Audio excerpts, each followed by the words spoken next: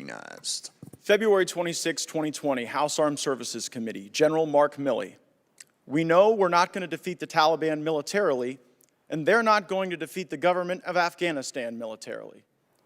You really blew that call, didn't you, General?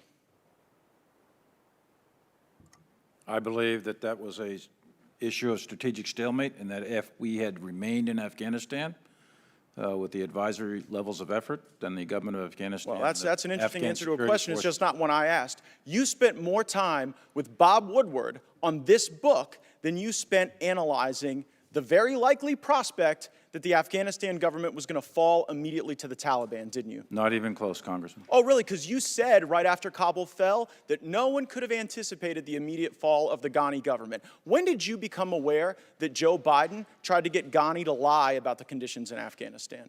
He did that in July. Did you know that right away? I'm not aware of what President Biden. You're not aware of the lying or- phone call that Biden had with Ghani where he said, whether it is true or not, we want you to go out there and paint a rosy picture of what's going on in Afghanistan. You're the chief military advisor to the president. You said that the Taliban was not going to defeat the government of Afghanistan militarily, which, by the way, they cut through them like a hot knife through butter. And then the president tries to get Ghani to lie. When did you become aware of that attempt? Well, there's two things there, Congressman, if I may. One is what I said was the situation was stalemate, and if we kept advisors with there, the government of Afghanistan and the Army would have still been there. That's what I said.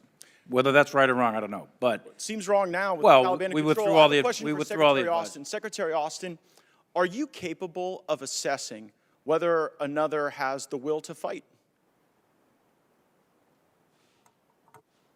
No, we're not, and that's the point that the chairman made earlier. So. That's just like an incredibly disappointing thing for the Secretary of Defense to simply say, I can't assess whether someone has the will to fight. But it is consistent with your record. I mean, during the Obama administration, I think they gave you about $48 million to go train up some folks in Syria to go take on the Assad government. And I think your testimony was that only 4 or 5 survived first contact with the enemy. So what confidence should this committee have in you, or should the country have in you, when you've now confessed to us, and whether it's the swing and a miss in Afghanistan that General Milley talked to the Senate about yesterday, total failure, or whether it was your failures in Syria, you don't seem capable to look at a fighting force and determine whether or not they have the will. Well, Is that an you embarrassing? recall, Congressman, that the end result was the SDF that we stood up that was very, very instrumental in turning the tide of battle up in Syria. Oh, yeah, turned it so much. You've got Assad in power in Syria. You've got the Taliban in power in Afghanistan. I mean, where have you been? The focus was ISIS, Congressman, and those forces had significant effect on the ISIS network. It just seems like you're chronically bad at this, and you have admitted that, I guess, which is to your credit. But you know, when people in the military, like Lieutenant Colonel Stuart Scheller, stand up and demand accountability, when they say that you all screwed up, when they point out that General Milley's statement that that the government of Afghanistan is not going to get defeated by the Taliban, well, he ends up in the brig, and you all end up in front of us, and your former employer Raytheon ends up with a lot of money, and we have poured cash and blood and credibility into a Ghani government that was a mirage. It fell immediately. And while the guy sitting next to you was off, talking to Phil Rucker and was off doing his thing with Bob Woodward, we were buying into the big lie.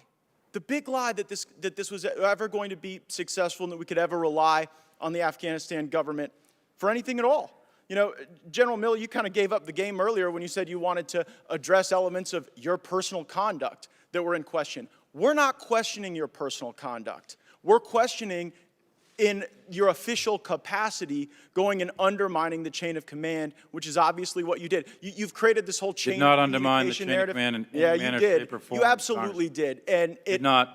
Well, you know what? You said yesterday that you weren't going to resign when senators asked you this question. And I believe that you guys probably won't resign. You seem to be very happy failing up over there. But if we didn't have a president that was so addled, you all would be fired, because that is what you deserve. You have let down the people who wear the uniform in my district and all around this country, and you're far more interested in what your perception is and how people think about you in insider Washington books than you care about winning, which Gentleman's this time group has seems incapable of expired. doing. Ms. Houlihan is recognized. Thank you, Mr.